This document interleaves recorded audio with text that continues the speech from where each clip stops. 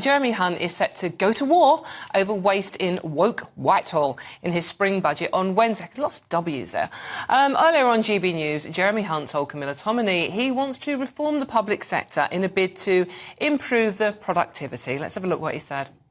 Want to bring the numbers of civil servants down to the level that they were before the pandemic. Between 2010 and 2019, we saw sustained increases in public sector productivity. Over that period, by the way, standards in our schools went up, crime went down, we had more doctors and nurses in the NHS treating more people than ever before. The pandemic stopped that. And what I'm saying in the budget on Wednesday is I want to restart the process of public sector reform because public sector productivity is 6% lower than pre-pandemic.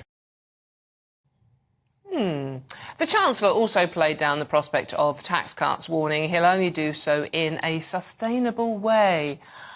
OK, right. Joining me now, I'm pleased to say, is political commentator Benedict Spence to explain, in ordinary speak, what the Chancellor was actually on about. Benedict, good afternoon. Thank you for joining us. What did you make of what Jeremy Hunt had to say to the wonderful Camilla this morning? Oh, I think it will have come as a very disappointing contribution, I think, to a lot of people. I tend to think of anybody who's a Game of Thrones fan will remember for the first sort of 5 seasons, we were promised that there are dragons coming. At some point, there are going to be dragons in the series, and it's going to be really exciting and really interesting. And don't worry, you just hang on long enough and dragons will come. And then when they did, it was really disappointing because everybody had waited too long. Well, that's kind of what this is with the Tories and their promises of tax cuts. We've been hearing for months now. Don't worry, the tax cuts, they're coming. They're going to make everything better. And now here we are on the eve of the budget, and there aren't going to be any really meaningful tax cuts. And we're back to talking about Whitehall waste. And there is some truth in that. Don't get me wrong. He's right that the state has failed miserably, certainly since the start of the pandemic. But that is, of course, let's remember who's been in charge throughout that period. That's been happening on the watch of the Conservatives. It's good of them to recognise that and to admit their failings. And no doubt that there is a lot of waste in things like woke schemes, which is one of the things that he's supposed to going to tackle, and productivity.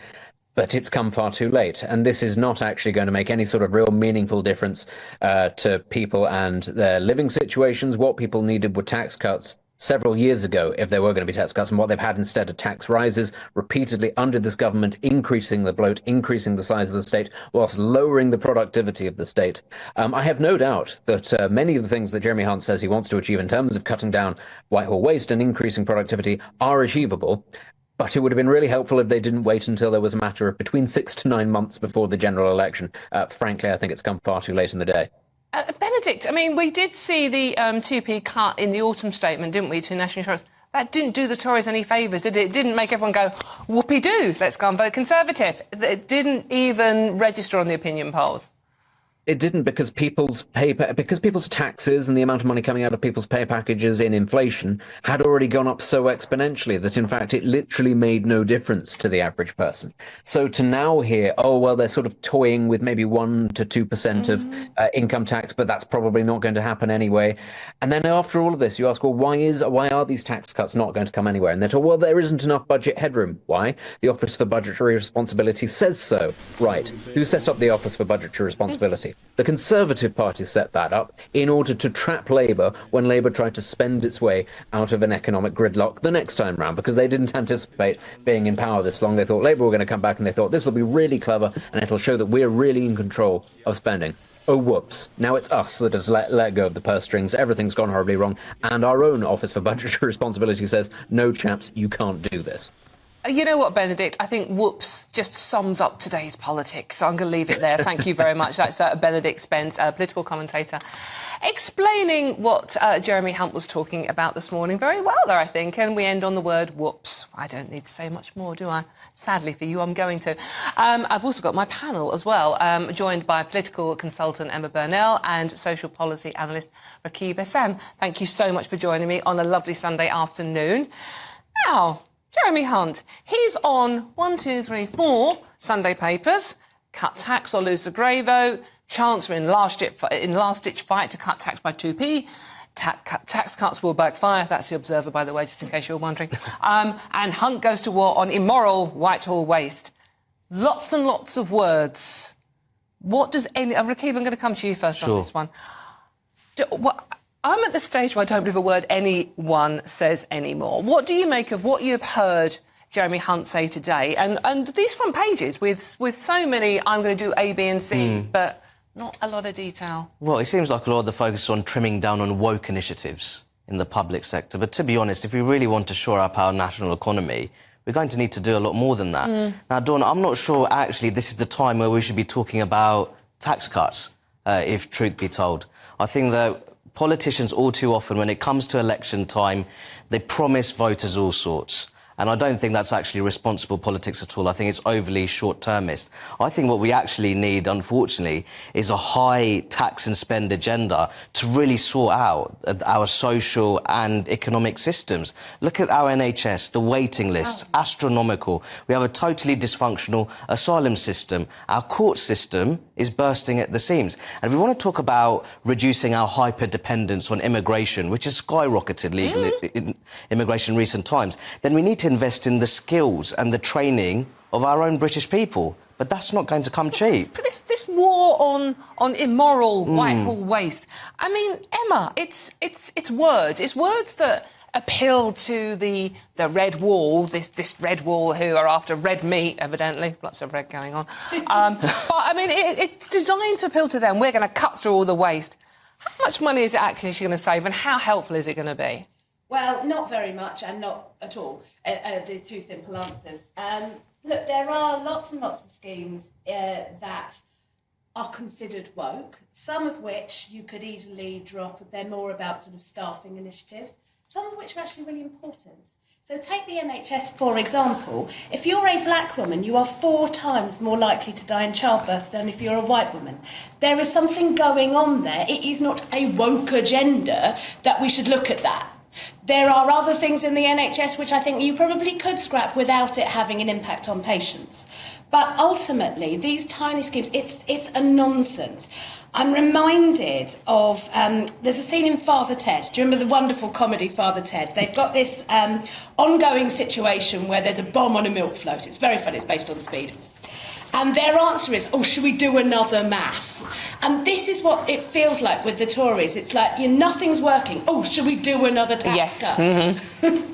It does feel like that, doesn't it? And I think if we come back to the by-election in Rochdale, I mean, that just demonstrated how disaffected people are, disappointed with the two main parties. Well, and the Lib Dems, who weren't even mentioned. I mean, the fact that George Galloway and that the independent guy who came second, who was just running the local garage and just didn't even know how to campaign, but he came second.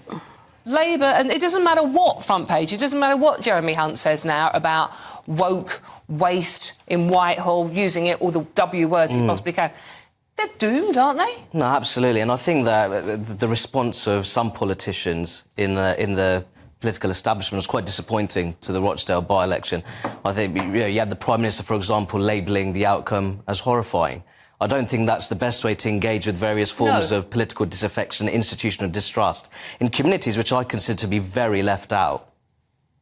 Very much so. I mean, that was the thing. It's coming back to, but there is waste in Whitehall. I mean, I think we do. And there are efficiencies to be made, absolutely. Yes, I mean, sort of like, but we are talking about, if we're talking in the cost of living crisis here, 66,000 civil servant jobs are at risk, according to the plans that have been outlined today.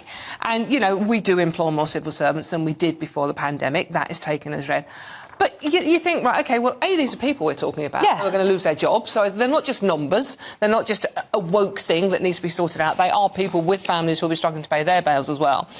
And it's also worth saying that in terms of civil service jobs, they're not just based in Whitehall. They're not just SW1 jobs. One of the good things that has happened in the last 20 years is an awful lot of the civil service has been pushed out around the country. And that really matters for lots of local areas and their employment. So they understand what it's like in those areas. Exactly. But the other thing I wanted to mention is we say we've got too many civil servants, right? OK. But on the other hand, we haven't got enough people to process asylum claims.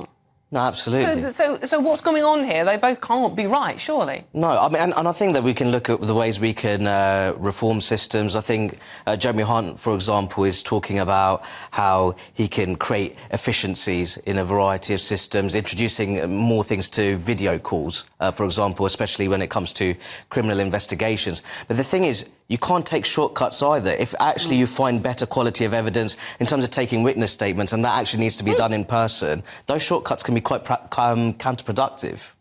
It really is. And the other one, I mean, all of this stuff as well, right? When you get down to the bits of nitty-gritty that were actually mentioned, the police will use drones to assess incidents such as traffic collisions. Well, I mean, come on, really? Is that what you want out there? Is that your great white hope? The police are going to use drones, it will save us a lot of money.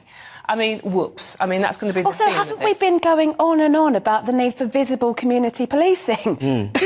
Yeah, maybe they meant drones with little helmets. Maybe that's what they meant. Maybe this is what they mean. I don't know. Drones with little helmets. But I thought the idea was putting bobbies back on the beat, not putting bobbies in the air. Flying bobbies, yes. I mean, pigs will fly, bobbies will fly. I mean... And absolutely, Dawn, and I'll just make a point with the asylum system as well. In terms of face-to-face interviews, they tried to replace that with written questionnaires. So I think some of those shortcuts, I think they can be quite counterproductive, even from a security perspective. Well, that's dangerous, isn't it? I think It is. that is dangerous. Oh, gosh, it's a mess, isn't it? Whoops, indeed.